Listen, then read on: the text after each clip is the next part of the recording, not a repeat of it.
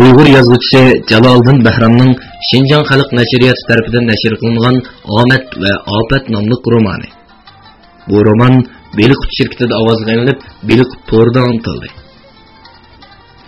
Atsi atigan uyg'onib ketgan Qadirdan Nurmatni saqlab ishga qarab yotadi.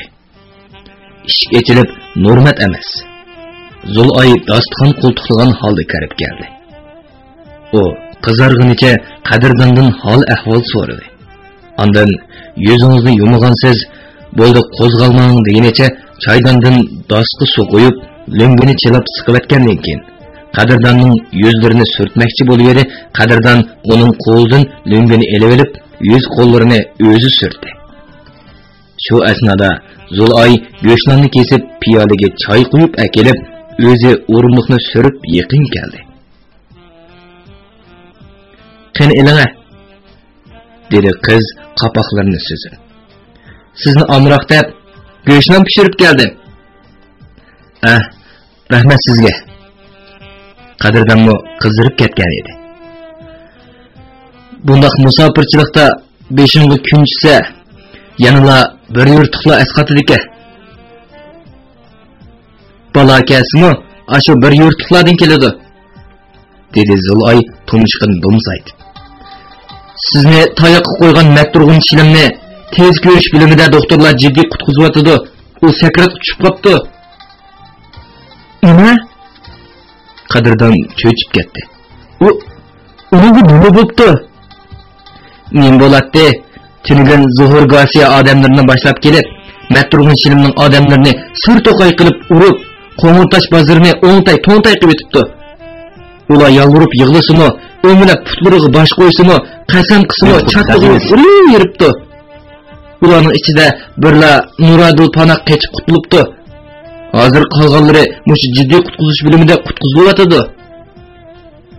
"Nima? Zuhur gasiya?" Qadirdan tingirqab qoldi. "Uning matturg'un shilimda nima uchun borkina?" "Voy, shu chaqqa chiqmadingizmi?" dedi Zulay. "U sizni deb shunda qilgan bo'lsa." "Meni? Nima?" Qiziq gap. "Men u odamni biror qatim ko'rib boqmasam."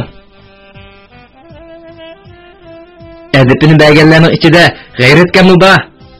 O zuhur gasiyani dummisdan ittirib, ham quchoqlab yurib, mashinaga sevamagan bo'lsa, cho'qim biror ikkisi o'latdi-ku. Qadirdan yavatgan go'shtlarni tutqunicha g'ayratning "Sen texi mening g'ayrat ekanligimni bilasan. Boshqasi sana qarang'u, ko'rib tur. Ashu bo'ylab o'nginib kelib, oldingda kechirim so'rmasa, g'ayrat jondu degan ismini yo'tkaytiman degan so'zlarini aslab, tenini so'rib bosdi. Chunki u g'ayratning zuhur gasiyaning guruhidagi odam ekanligini musallab bo'lgan edi. Shundan keyin Müydek besib qolgan Qadirdan andili yostiqqa beshini qo'yishi g'ayrat kirib keldi. Uning elimi ochiqi yonmagandek qopoqlari tirilgan. Karvatning qirda o'tirdi. Qanday ahvoling? Bu go'ylarning o'ngilab kelgidek madori bo'lmag'achqa kechirim so'rg'ilay oldinga kelanmadi. G'ayratga bu ishing sira chakmishib ketdimi qanday? Adam ölmese qandoq chakmashgan bo'ladi? Olsam zuhur gasiya degan odam dahshatli vahshiy odammish. Bir arishki odamni o'ltiribsa, buning javobgarligi hammamizga kelmadi. Shunga men chandırmay uning yenidagi pichqini g'ilabdan sug'urib olgan. Puhoy, sen nima degan qara? Qadirdan ochiqqina ko'rdi. Keyingi oqibatni faqatli o'ylamaydi ekansa. Matturg'unchilar va uning chapanchilari hamda to'rt bozordan yetadi. Nimishqa? Zuhur gasiya qandoqligi ishga qo'l tiqsa, osonlikcha bo'ldi qilmaydi juma. Buni ular obdan biladi. Bundan to'rt bozor xabar topdimi bo'ldi. Hamda har qanday zo'migar guruhlar sanksiya qilmaydi. Qadirdan Xotanda o'qiyotgan chog'larda ishkiri o'lkalarda qora guruh, qora qo'l partiyasi, chaydovliqlar degandek zo'migar guruhlar borkan deb anglagan edi. Bugun u bunday guruhlarning Urumchining mavjud ekanligiga ishondi. Qadrdon Balnisda 12 kun yotdi. Bu jarayonda Nusrat muallim, Yangsan, Yaqub Hojin, Mahmud Saygulyan qatorliq tonish bilishlar uni yo'qladi. Bo'libmi, Yaqub Hojin bilan Mahmud Saygulyan Qadrdonga biror ish bo'lib qolsa, Abbos Bujonga nima deb javob berarmiz deb ansirgan edi. Qadrdon Balnisdan chiqib ketadigan kuni yondagi tez qutqizish bo'limining Balnis uyiga kirdi. Baş, yüzleri bu yıldırgıcı tenilgan Matturg'un shilim chatdagi karvatda ön-tinsiz yatatdi. Gerçi tenilmagan bir ko'zi ochiq bo'lsin. Aynik saqirib parqirab turadi-yu, lekin midirlamaydi. Qadrdon uning xili uzoq tikib turgan bo'lsa-mu, Matturg'un shilimda hech qanday ifoda ko'rilmadi. Qadrdon doktorxonadan chiqib, gullik cho'ng temir darvozasi oldida to'xtadi. Osmonda bir parcha bulut ko'rinmaydi. Martning 20lari bo'lib qolg'achqimi, quyoshning xilil taptibodek qiladi. Usti qanaltirliq binolarning qirlaridan qor suvlari sho'rqirab to'kilmoqda edi. Yo'lning ikki qosnig'idagi dal daraxtlarning oralariga bo'ylangan qorlarmi kavaklashib, xilili pastlab qolganda qiladi. Lekin Urumchining havo kelimati xuddi erk xotinning noziga o'xshaydi. U birida tutilib qishni chillasa, turupli echilib bahordek chiroy ochadi. Hatto 5-oyda dal daraxtlarning yupurmoqlari yop-yeshil soyi tashlab turgandimi, bir kechada oppoq qor ostida qolgan chog'lami bo'lib qoladi. Qadrdon yo'l chetida taksi to'xtatmoqchi bo'lib turishi. G'ayratjon bu yo'lning u qasnig'idan varqirg'inicha yugurib keldi. Biroq uning bilan birga kelayotgan Zul'ayni ko'rib, Qadrdonning gajgisi qo'ridi. Bu qiz nimandoq hamma yerda ko'zga chiqqan yong'oq qushidek ilishib yuridi degan o'y lep qilib surilib ketdi. G'ayratjon bu hozirab kelganicha Qadrdonning qo'lidagi so'mkani oldi. "Ay, men sana degan-ku, hatta Balnisdan o'zim olib chiqib ketaman deb", dedi G'ayrat ranjigandek qilib. "Oldirib ketsana." "Voy, zerikib o'lay" dedi. Qadrdon Zul'ayga chiroy ochmadi. "Siz kammisingizmi bo'ladi-ku?" G'ayratjon bizning oshxonada tomoq yeb etib, sizni doktorxonadan ochiqdiganligini degashga birga keldim. Kelganim bo'lmabdimi? Odam onamizning alfozini qo'qidi-ku. Tilining tayilshi kuchatihi. Hay, shuncha lechakning tayiqini yeb hech nima bo'lmagan odam xotin kishining tilishini qo'rqamda. Tayoq atdan til so'makdan o'tadi deganni anglamaganmisan? Bilqut xazinasi. Oshxonada dedi Zul'ay rastında ranjib. "Onamdan boshqa odam ko'zingizga chiriqmaydi ekanda?" Bo'ldi. Taksi chiqinglar." G'ayrat qo'lini ko'tarib taksi to'xtatgan edi. "Har qancha yig'ilib qolgan gaplar bo'lsa, mashina ichida bo'lsin." G'ayrat mashinaning oldiga, Qadrdon bilan Zul'ay orqasiga chiqdi. Lekin ular musofirlar mehmonxonasiga keluvchilik xuddi g'achilardek jimjit, bir-biriga homishib kelishdi. Ular yotoqqa kirishi bilan G'ayrat tushlik tomoq akilish uchun chiqib ketdi. Uning qo'llashmagan harakatlaridan Qadrdon bilan Zul'ayni yolg'iz qo'ymoqchi bo'lganligi chiqib turardi. Qadrdon yotoqqa kirgandan keyin nima uchundir chiroyi valladi ichildi. Chunki mushu notunish qizning onasining til dashnamlarini eshitib, sesiq gaplarini anglab turib, doktorxonaga yo'qlab borganligi, lungini hur qilib, yuzlarini so'tmoqchi bo'lganligi, go'shtlarni to'g'rab yegizib qo'yishlari, texe necha yillik qadinisidek piyoldagi choyni tutib, talmurib turib ketishlari ko'z oldiga kelish bilan Qadrdon boyiqi qo'polligidan sal izzat atib qoldi. "Zul'ay, boyiqi gapimdan Ranjib qoldingizmi? Qarang, do'msib ketganingizni. Eski yağmurdek tökülüp ketken Zulay qadrdonning maydisiga bo'sh mo'shladi. Odamning ko'ngliga yog'och tiqib, birdan ruhim kimimga uchib ketib tasliq qoldi. Birdan uchib ketadigan, turibli to'zib ketadigan bahordagi chechak, sozliqdagi to'zg'oq, shamoldagi mamkab qilib o'xshaydi ekansizda. O'xshatmagan yana nemingiz bor? Mana qani, bilmamsiz? Zulay erkiliganda qilib qadrdonning ko'kirgiga yepishdi. Qadrdonmi uning nozik ham siliq ballaridan bo'sh qamalladi. Bir suyish istiki qo'zg'aldi-yu, biroq shu hamon sug'i tuqqan mash'aldek tezli o'chdi. Chunki heroin sodisi qilayotgan Besham Husnarxon, xumar tutib to'lg'inayotgan Asad Arva, quyosh sherqirg'idek gunoh o'tkazayotgan Abboq to'xti. Allah'ın o'shingni yig'i degan beshorati Meyib bola Ismoil. Heroin atkachisi Axtar misoli, qisqasi razillik to'rlariga charmilib qolgan bir oila kishilari uning ko'z oldida ayon bo'lgan edi. Qadrdon qizning ballaridagi qo'llarini ostoga tortib oldi.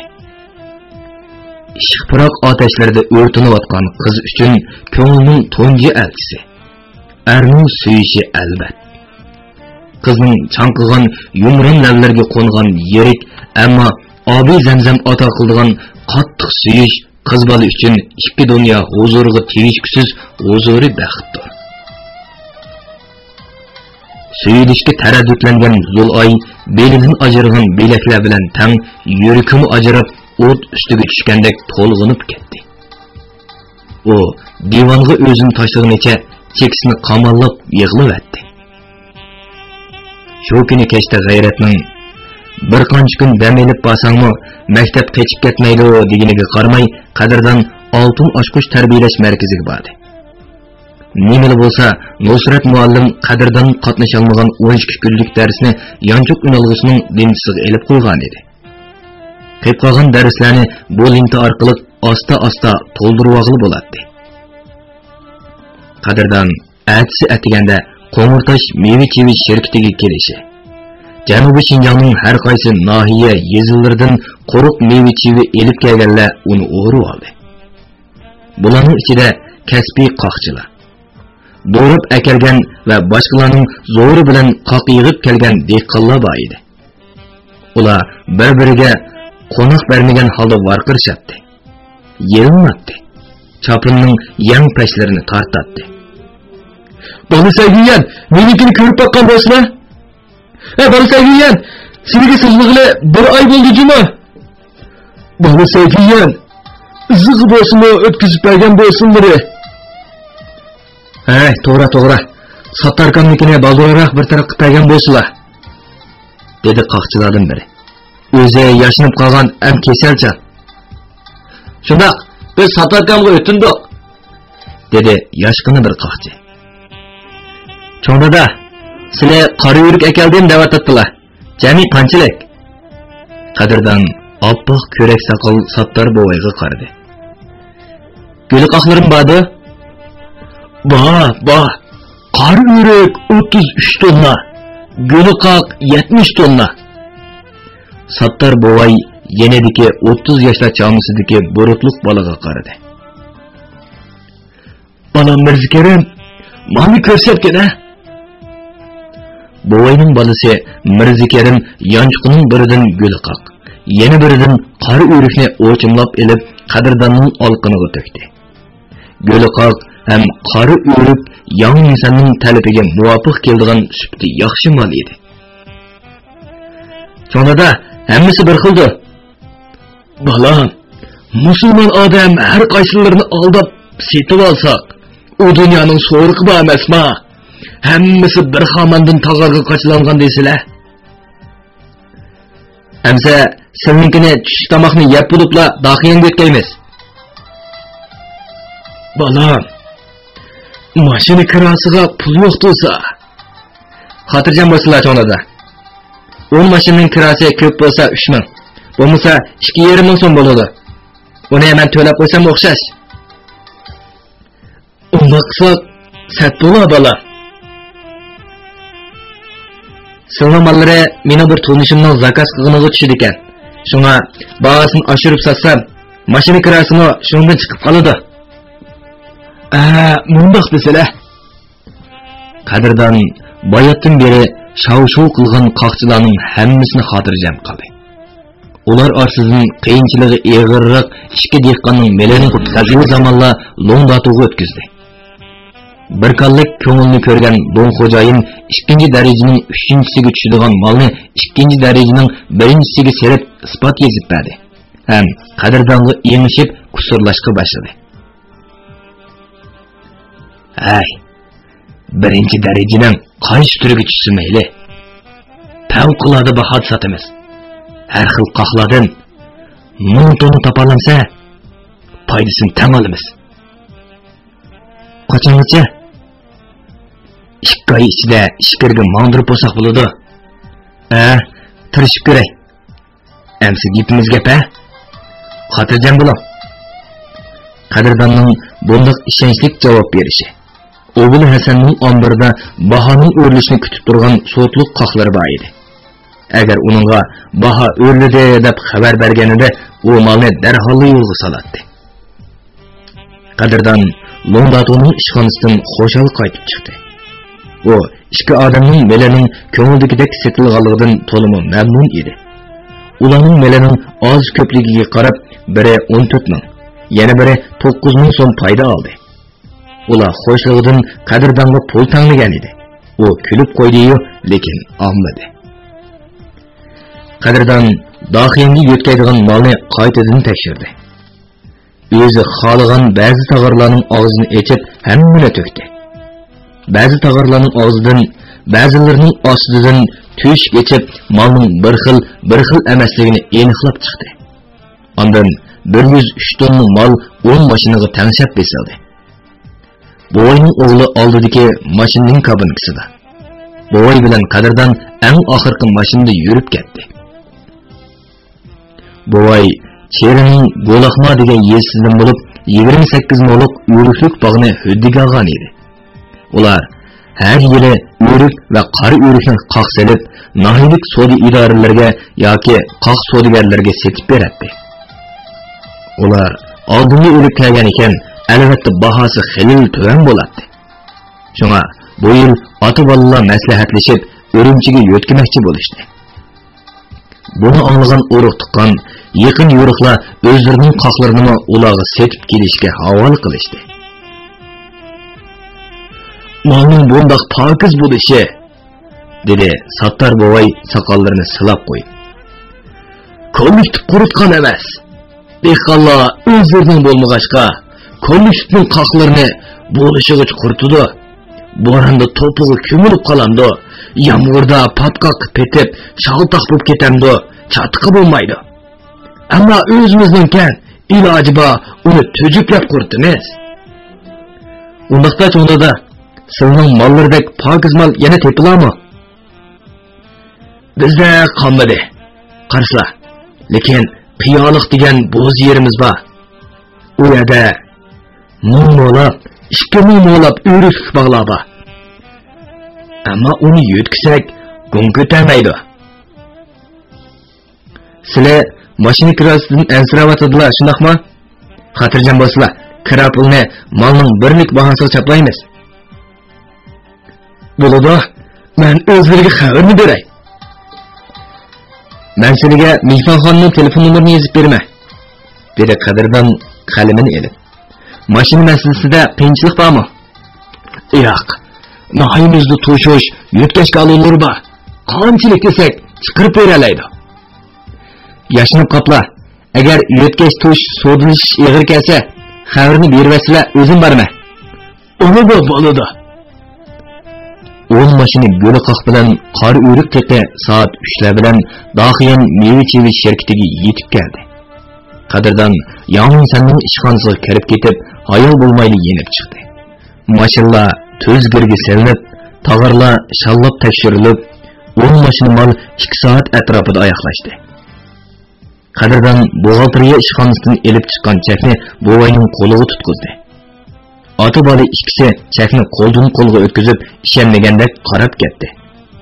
Ular iz puli kira haqqi chiqsa bo'ldi, tatqan japoyimiz bilan hisoblashmaymiz, mushu so'g'uq shardan baldıraroq ketilla degan edi. Amdilikda 22 ming so'm foydani ko'rib, Rasululloh avliyo mashoyiqqa uchrab qolgandek ko'zlariga yosh elishdi. Bunga hayron bo'lishmisizlar? dedi Qadirdan. Men xali ko'p qoqchi dehqonlarning 300-400 tonnalab mollarini o'tkazib berdim. Ularning yuqorisi 18 ming, tövini 9 ming so'mgacha foyda oldi. Nima uchun ularning meli ko'p turib, oz foyda oldi? Har qaysilarining 103 tonna turib, nimishqa bundoq ko'p foyda oldilar? Chunki mol sarxil. Shuna o'zi oz bo'lsa-mu, foydasi ko'p bo'ldi. Şoförlarning 3000 so'm pulini berib versak degan edi, dedi oqsoqol Qadirdonga pul tanlab. Xotirjam bo'lsizlar, buxgalteriya ishxonasida naqd pul berib atgan. Bu chek endi o'zlariga taalluq. Men azroq tapanaq qoldi. Rozi bo'l inshaalloh. Rozi bo'lmagan bolam. O'zri bo'lmagan bo'lsa, hayonkash besimdorlarga yem bo'lib ketadiq. Ota bola ikkisi oldirib Savdo sanoat bankasiga kirib ketishdi. Qadirdanmi shirkatning xizmat binosiga mangdi. O Yanginsanning ishkini chekib kirib kelganda, yan xo'jayin diqmoqqini bir xanzo bilan suhbatlashib o'tiribdi. Qadirdan ularning mungni buzmaydi deb o'g'ay orqasiga yenishi Yanginsan vaqirdi. "Hay Qadidan, nega qochsa? Biz seni saqlab o'tirgan to'saq." "Oy, ishkinglarning chiroyli suhbatini buzmay" dedi. Qadirdan divanga kelib o'tirdi. "Yan xo'jayin, yo'l yuriq bo'lsa, anglabli qaysa. Maktabga kechikib qolma bo'lmasa." "Ha, tanishib qo'y." Yanginsan o'dilda o'tirgan mehmonni ko'rsatdi. "Bu kishi Fujianning Anbu shahridan kelgan qoq savdogari Yang Jijun apandi. So'ngloban desanglar bo'ladi. Qadidan bo'lsa." Yanginsan Qadirdonni ko'rsatdi. "Qo'riq yalimish mutaxassisi, ham o'zi bola sayg'uyan." "Ohoy!" dedi so'ngloban yayg'udek diqmoqqini gavdisini ko'tarib. Bola sayg'uyan deb anglagan sizgansizda. Oy, Rasululloh kichik bo'lgansizg'o. Ko'rishib qo'yayli. Qadirdan so'nglobanning meliqqini semiz yumshoq olqonlarini siqdi. "Hay, aql yoshda emas, boshda degani to'g'ri kan jumon, yan hazratlari. Bu tarafga gap ketmaydi."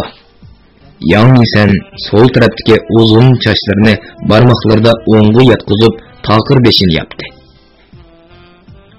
"Men bu bolaning akalgan mollarini ko'zimni yumib turib olaman. O'zi faqat baho talashmaydi. Yan xo'jayinni iltifotini aymaydi", dedi Qadirdan. "Olqini kang, o'zi mard."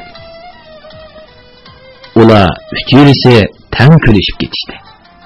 Qadirdan so'nglobanning do'k-do'g'ilak qo'riqsiz parqirab turgan yuziga, bejirim oppoq tishlarga, kichik bo'lsa-mu, chiqin chiqayotgan ro'shan ko'zlarga qarab, necha yoshga kirganligini musalli yemmadi. Lekin u ancha pakarlardan bo'lmasa-mu, put, sag'ra, bel, bo'l, bo'g'ingacha tashchi samirganligi uchun diqmoq pakar ko'rinadi. Qadirdan uning do'k-do'g'ilak beshidagi tashchi qirqilgan kirpidek chechiga, yengil qirilgan ko'p-ko'p enaklarga, ko'nglik yoqsidan ko'rinib turgan qop-qora bo'jg'ur chupurga ham tuppak yumaloq siyoqqa qarab ko'nglidi.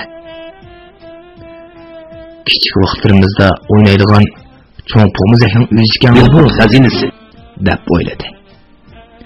"Qadidan", dedi Yanginsan tamaki tutashtirib etib. "So'nglobanning sening bilan paranglashqisi bor-ku.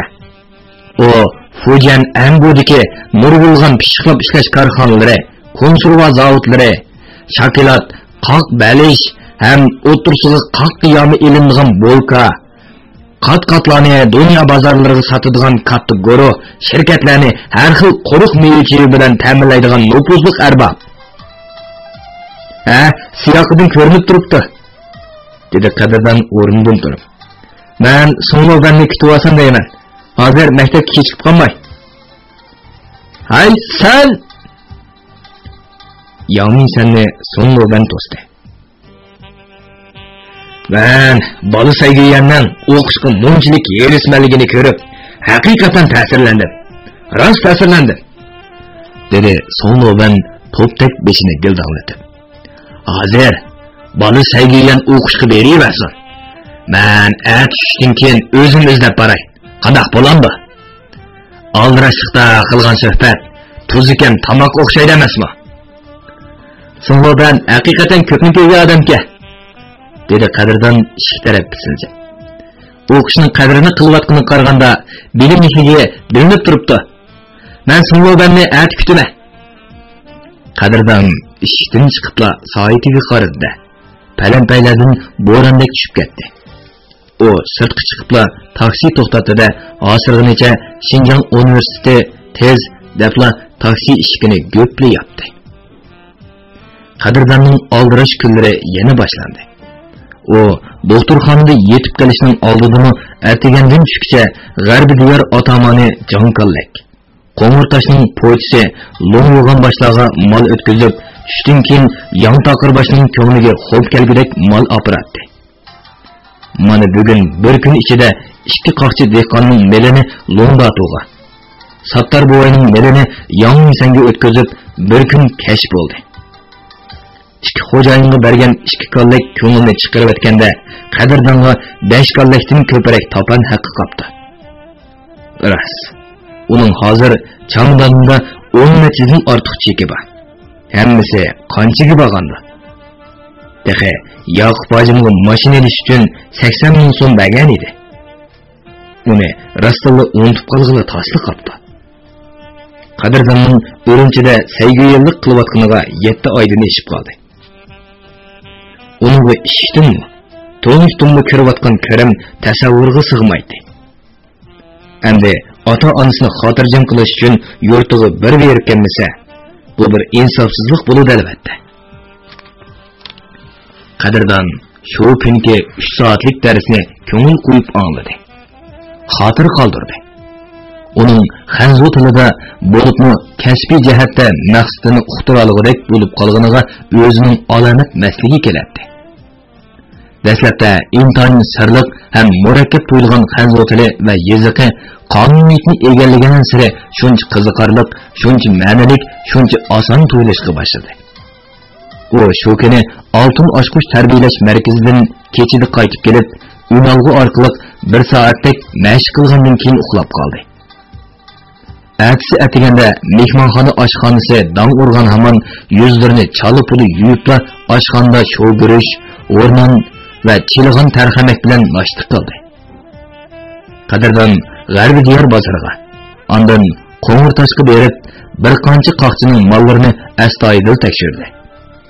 Shundaqla ayrim holda avrishkillarini olgandan keyin ularning qo'liga zakolat pul tutqizdi. U musofirlar mehmonxonasiga qaytib keldi-da, navbatchi bo'limidan Obul Hasanga sortliq mol avatish haqida telefon berdi. Tushlik tomoq vaqti bo'lib qolgan edi. Qadirdon O'snarxon jannat ne'matlari oshxonasiga kirib, yana o'zining omroq tomoqi go'shtni qildirdi. U O'snarxonning salimiga so'zli javob qaytardi. Atrofida parvondek perqirab yurgan Zul ayg'imi hech qanday ifoda shodligi bo'lmagan holda kulimsirab qo'ydi. Uning bundoq ilmon muomalasi O'snarxonning qavatli o'g'isini qaynatgan bo'lsa-mu, ilojsiz lablarini tishladi.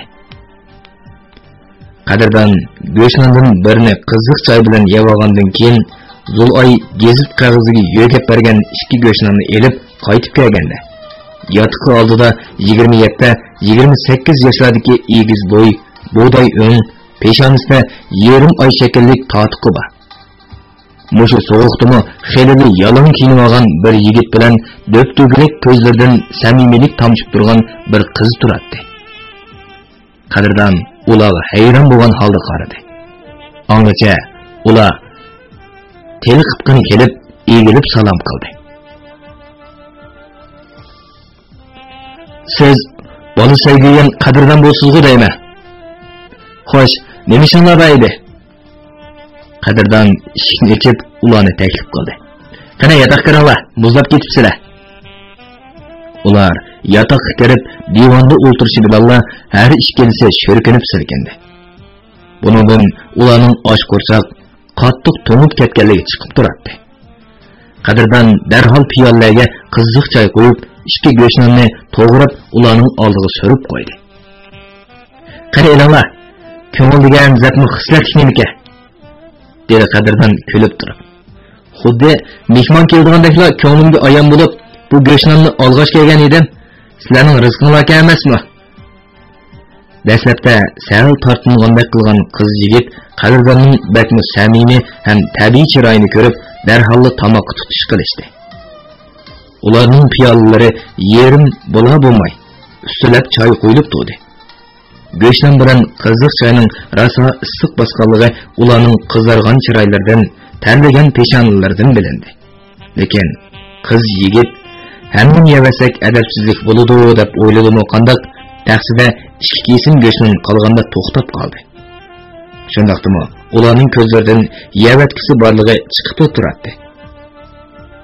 "Ha, qani, ikki parchani elib o'tinglar. Eshib qoldik narsa emas bu." Qadrdan taqsini oldiga surib qo'ydi. "Kesilgan go'shtdan sovib qolsa, mazasi bo'lmaydi. Ha, qani, elib o'tinglar." Ular xijillik ilkida bir-biriga qarashdi. Ondan yigit oldida, qiz kaynidan taqsiga qo'l uzatdi. Sherzod bilan Oygul Xotanning Go'min oyisidan qechib chiqqan oshiq mashhuqlardan edi. Oygul 9 bolasi bor bir dehqonning cho'ng qizi edi. Yildan yilga eshayotgan suv puli, yer haqi, boj, suluv yutuq, urug' puli degandek yerlik silahlarning ko'pligi, qurg'oqchilik ofati, kalkun ofati qatorliq tabiiy ofatlarning o'ziksiz yuz berishi qatorliqlar bechora dehqonni qarzga bo'g'ayotgan edi. U qarzni to'laganmagan sari yerni tortib olish xavfi tug'ildi. Yer degan dehqonning jeni tursa, shunga Oygulni sut puli hisobiga 10 ming so'm berish sharti bilan 5 bolasi bor pensiyaga chiqqan kadrga bermoqchi bo'lishdi. To'y kechsa Oygul qassob yigit Sherzod bilan qechib ketdi.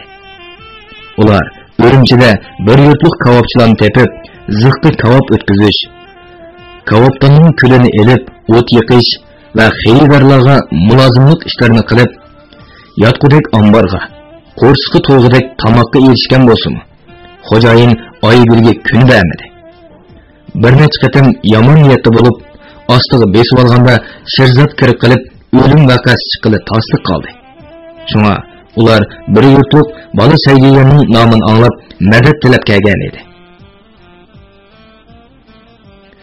"Qassoblik qilmoqchi bo'lsangiz," dedi Qadrdan yig'lamsirab o'tirgan Sherzodga.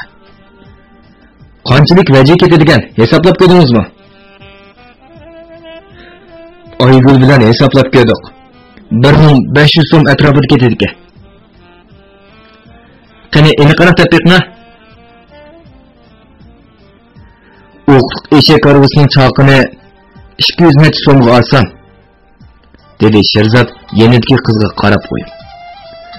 Uningga temir shota, qalay vodka ichiga go'sht osadigan bir necha kanar bekitib berishga 300 so'mdek pul ketadi.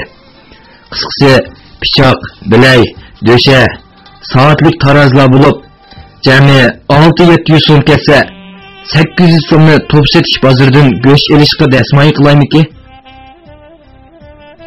Mundaq bo'lsin, dedi Qadrdan Oygulning yosh yo'qi ko'zlariga qarab qo'yib. Men yotoqqa hargiz pul saqlamayman. Bankadan shartlik belgilar, maxfiy nomerlar orqali aran olalayman. Lekin dadamni avassammi, ular bermay o'zlari oldimga keladi.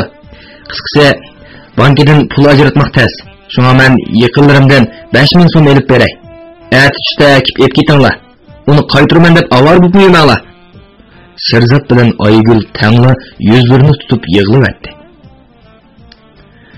qassobchilikqa 1,5 ming, bo'pti 2 ming ketgan taqdirdimi qolg'iniga qilinroq kiyim, oddiygina qozon, qochqucha, yo'tqan ko'rpa setib olib, uy ijara beringlar.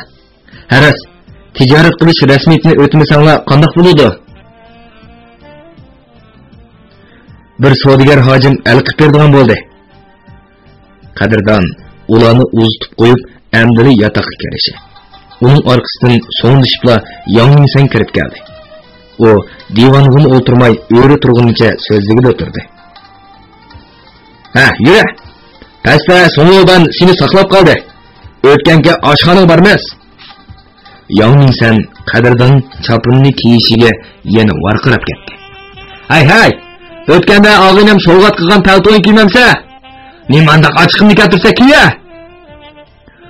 Voy, u Yoqub hoji makonning uyiga olib qo'ygan. Nemish qanda? Dilqut Hazin o'zingiz qani quloqcha bilan kiysang yarishidi degandingizmi? Shunga quloqcha olganda kiyayman deb shuna qildi. Voy. Senza gap olmaydi ekan shu.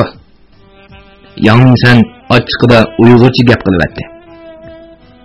Sening qo'ling to'g'rida qattiq shu. Yangmingdan undaq demaydi. Bez quloq, davoz quloq, yog'och quloq, pon quloq deydi. Ha, senda quloq, shu eski quloqlarning ichidagi eng eski quloq. Ular mehmonxonaning hovlisiga tushganda so'ng jizjung mashina atrofida tamaki chekkach aylanib yuradi. U qadrdonga qo'lini berib qizg'in ko'rishdi.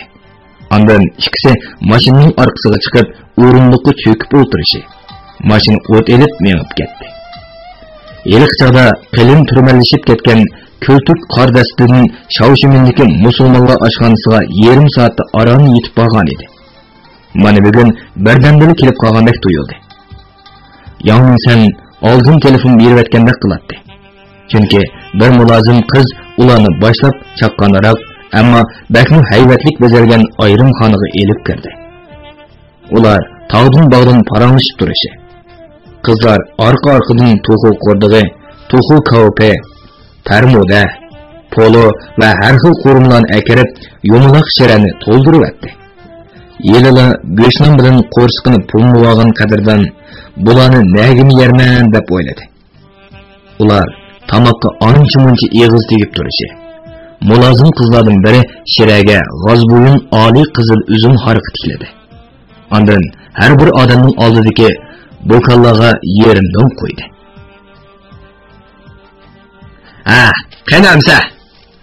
Dedi Yangmingsan bokalni ko'tirib, "Uchimiz jam bo'lganligimiz uchun ko'tirayli." Ular bokallarni urishtirib, kanaylarga ko'rkirtib qo'yishdi. Lekin qadrdon qalpiqlarni tekkizibla bokalni shiraga qo'ydi. Buni ko'rgan Yangmingsan varqirab, jarqirab ketdi. Uning so'z urandan bu ko'zga ilmaganlik, do'stlik yo'lsidagi nomardlik, ko'ngli tortmaslik, go'yo majburlanganlik degan ma'nolar chiqib turadi. Qadrdon bunday ishni faqatlik qilib baxmaganligini aytib yolvurgan sari Yangmingsan texmi azlaylab ketdi. So'ng jejingmi aroqni ta'riflab do'stlik sharbati, ko'ni adovatlarni yuyatguchi, do'stlarni jam qilguchi, yangi do'stlarni to'nishtirguchi, dard alamni to'ldirib, shodlik tantanasini yangratguchi deb maqtablik ketdi. Ishqilib, qadrdon nimani desin, ular har xil fatvolar bilan uning oldini to'rab qo'yatdi. U o'zini xijillikdan yerga kirib ketgandek bo'lib qolgan edi. "Ha, qani, avval bir yutum ichib baqdi," dedi Yangmingsan bokallarni qayta to'ldirib. "Bu degan yurakni birdan-bir quvvatlaydigan o'zim sharbati. Aroq degan ochiq bo'ladi. Bu degan tatliq bo'lsa." Tanlik iskanjisida qolgan qadrdon oxir bokalni ko'tirib ichibatdi. Ular shiradagi mazzalardan boqqach, mushu taqlidda orqa-orqadan bir nechini ichdi. Dastlabda tatliq sharbatdek to'yilib, hech qancha birni emaskan bu deb o'ylagan qadrdon keyin o'zini bilmagan holda yana bir kalsgan deb qizib qoldi. Endilikda qizil üzüm harqi salqınroq ichilib, parang qizimoqda edi. Parang orlig'ida Song Jejong bayatdan beri ishidan chiqaramay turgan gaplarini asta ham muloyimlik bilan o'tirg'i qo'ydi. "Men Urumchida G'arbiy diyor, Qo'ng'ir tosh, Daxiyan, musulmonlar shirkatlaridan davomliq mol olaman", dedi Song Jejong salobatlik yo'tilib qo'yib. "Ammo men tajribalarimdan qo'yilib ketishni darajaga ayirib chiqdim. Demakchimanki, birinchi darajalik qo'yilib ketganimda o'zimni sotga ko'rdim. Men mol o'tkazgan zavod, korxona, shirkat, guruhlar melimning ombar ichida ko'kirib zaharga aylanganligi, ishlagan mahsulotlarni qirtoq, ochiq bo'lib, yo'qirchi xalqarada, to'g'ri mamlakat ichida inovatga ta'sir yetganligi qatorliqlar ustida ariz yozib, necha millionlab to'lam to'ladim. Bu menga to'liq alam qildi. Eng ig'ir kagini inovatim to'kilib, ishonchsiz bo'lib qoldim. Hem yaxshi xaridorlarimdan ayrilib qoldim." Yang inson bilan qadrdonning chiroylarini echinish tuyg'ulari qopladi. Bo'libmi, qadrdon Song Nobanning nima uchun o'ziga qiziqib qolganligining tagiga yetgandek bo'ldi.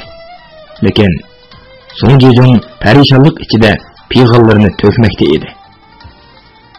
"Ikkinchi darajalik qo'yilganimda poyezd stansiya yuk tushirish sutisida mollarimning ustini bir qavat qip-qizil qut qoplab, oppoq kepinaklarning to'zindek uchib yurishi bo'ldi. Bundan million ziyat topdimmi, lekin boshqalarga uqtirmadim. 3-chi darajalik qo'yilganimda xaridorlarimga o'tkazgan melimning 3dan biri ochiq meg'iz chiqib kelib, meg'izlik xorma ishlayolmadi. Chunki men bergan molning urug'chilaridan ochiq va qattiq meg'izlarni ayirish mumkin emas edi." Song Jejong nahaq alam tatgan odamdek ig'ir xo'sinib jimib qoldi. Yang inson bo'lsa qadrdonga qarab, qopiqini ushitganicha o'miyib o'tiradi. Qadrdon uning "Ay sarang, aşı dövünüp ketken qaslarni eli vergili bo'landa, yaqinda Londato sotqa tortildi degan tanbihlarni qayta esga olmoqda edi. Bir chog'dala Song Xo'jam tug'utdan yengil yeshingan cho'kandek cho'nqur bir uxtartib olib, qadrdonga qarab pijaydi. "Men 4 bozor ichida bola saygiyan deb ko'p oldim va izlab maqdim, lekin topolmagan edim." Song Jejong qo'li ham bo'ynini changchilkashlardek aylantirmoqda edi. "Mana bugun sening bilan hamdastxon bo'lib qolganimiz bir mo'jiza bo'ldi. Men bola saygigandim mol elib", dedi Yang inson maydisiga urib. "Biror qitimni o'rsak gap anglab boqmadim. Shunga men pulni ko'zga qaramayman. Bozordan haqiqiy ishonchli saygiyan topmoqdasiz." Song Jejong kartda kekirib qo'ydi. Qadrdonning birdilla bundoq katta inovat, cho'nqur ishonchga ega bo'lishi uning halolligi, rasuligi, samimiy, sodiqligidan bo'lgan. U mol egillariga ana shundoq muomala qilg'ach, ularni buni aldashni o'ylamaydi. Shundaqlar qadrdonmi oson aldanmaydi-mi? Chunki olqindagi molga birla qarab, uningga to'g'ri diagnoz qo'ya oladi. Yang inson chavaqchilayapti. Chunki u o'ylagan, lekin ifodalab berolmay qadrdonga tarang-turang tekkan ko'ngil so'zlarini Song Jejong o'tirg'i qo'ygan edi. "Bola saygiyan apandi, men endi gapning ko'pikini bozay", dedi Song Jejong nopuzluq arboblar pardasida gelini qirib qo'yib. "Meni to'limi kaska, nadda odamkan deb qolgan saqcha. Nadikini gaplaringizning ilmiy asosi kuchlik." Qadrdon Nusrat muallimdan o'rganib olgan gapini birinchi qitim ishlatib oldi. "Men bir dars olgandek bo'ldim. Qara, ma'u narsani." Yang inson bo'ynini to'lg'ab asta g'ulonshidi.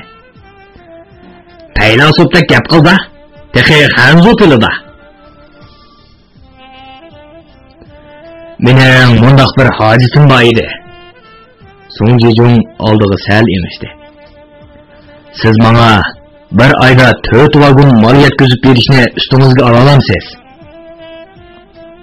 240 tonna? Kadirdan meyqidi kulimsirdi. Bo'ldi.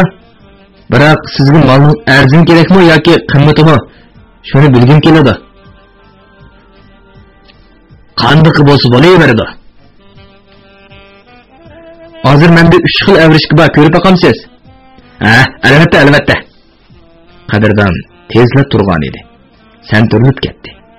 O so'ng'aning oldidagi chiniqacha, taxsa, romkalarni bir chetga elib etib, chapanning ikki yanchig'idan 2 o'chim, ishtimning yanchig'idan bir o'chim go'liqoqni tomoq shirasiga to'kdi. So'ng'aban go'liqoqlarga bir hazo sinchilab qarab ketib, tongga dikildi.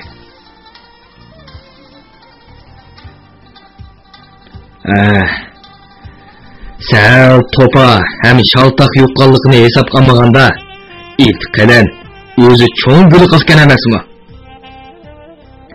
Pishiqlab ishlash zavodlarida dedi Qadirdan. Birinchi qatimliq titirtib chayqash mashinalaridan chiqqan chog'dagi turqini ko'z oldingizga keltirib bekmi? Marvoyitdek yaltiraydi-da.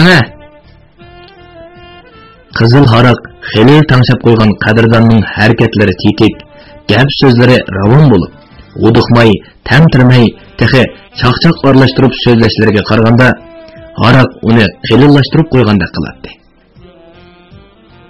Lekin so'ng Jejong Qadirdanning 3 yanchig'idan 3 o'chim go'liqoqni elib ustalga to'kkanligiga qarab, bu baliq hurmat inoatini saqlash, salobatga diqqat qilish, hurmatlik arboblar oldida o'zini tutib olish haqida tarbiya elib berish kerakkan deb o'ylagan bo'lsa, Yang insonning chiroyidan u bir bola bo'lsa, aldab silab ishiltishni bila degan ma'no chiqib turadi. Bu qasmaning bahasi dedi Qadirdan. 1 so'm 70 tiyindan 1 so'm 90 tiyingacha. O'rtaq bahasi 1 so'm 80 tiyin. Bo'pti. Sizning deyiningizdek bo'lsin. Amsa har oyning 25-kundan burun 4 vagon malni selib etasiz. Men mal ketib bo'lgandan keyin hisoblashib pulni berma. To'xtamni hozirla tuzib o'tamdi qandaq? Dedi Yangsan deriz tekchisidagi polkisini elib. Bugun tomoq ustida unda qilmayli. Qadirda bir xil ansirash bor edi. Men ata So'ng'obani izlab mehmonxonaga boray. Bo'ladi. Buni yaxshi gap bo'ldi. So'ng Jejong kulib qo'ydi. Yodingizni tuting. Muhojirlar mehmonxonasi 208-yataq. Ular bugungi o'tirishda fikr birligi kelgan bo'lsa-mu, to'xtam tuzmay qaytishdi. Qadirdan yotqiga kiribmi xili o'zingizcha xotirjam bo'lolmadi. Har oyda vagon kira haqlarini to'lab 240 tonna malni Fujiyanga yo'lga solsa, so'ng xo'jayin bir qo'ymuchi bo'lib qolsa, har xil chiroyli bahonalarni ko'rsatib 2-3 qatim yo'tkib olgandan keyin qechib ketsa, Qadirdan to'p tishlab qolmadi. Bo'pti. Uni yaxshi niyatli odam degan taqdirdami, o'lim yetim, balo qazolar bo'ladi. Bu vaqtda Yang insanning ajal puldarlarning qishi bilan kirpiki orlig'ida degan so'zi baxmi to'g'ri. Ko'ngli amin topmagan Qadirdan chapinni kiyib talaga chiqdi. U taksi to'sib Yaqub hojimning uyiga bordi. Gerçi martning oxirlari bo'lsa-mu, yo'lning ikki chetidagi daraxt yo'llarida qorlar yana dövlətlik turadi. Ammo davomli qorlari tozalanib turg'achmi, qop-qora parqirab turgan asfalt yo'llarda qor didori ko'rinmaydi. Meditsina institutining orqa tarafidagi o'ttirsa daraxtlik, ikki tarafi akasilik dajaygu yo'li taqlinilik bo'lg'achmi, har xil avtomobillar qo'yindek uçmoqda edi. Taksi dajaygu avtobus bekatiga yetib kelish bilan o'ng tarafdagi xalt ko'chaga qayrilib 100 metrdek menib to'xtadi. Qadirdan shoferning pulni beribla mashina kirolmaydigan tarchuk orqali Tunvanning ko'k sirlangan temir darvozasiga kirib ketdi. Biroq Yaqub hojimning uyiga qulub silingan edi. Beliqut şirketida ovozlanib, Beliqut to'rida antilayotgan Uyg'ur yozuvchisi Jaloliddin Bahramning Şinjan xalq nashriyati tarafidan nashr qilingan Omad va Ofat nomli romanini bugun musharga chanlatdik. Davomini atidagi anglitishimizda davomli anlatamiz. Bu roman Şinjanning har qaysi joylaridagi Xinhua kitobxonalarida sotildi. Do'stlarning setib olib, saqlab qo'yishni tavsiya qilamiz.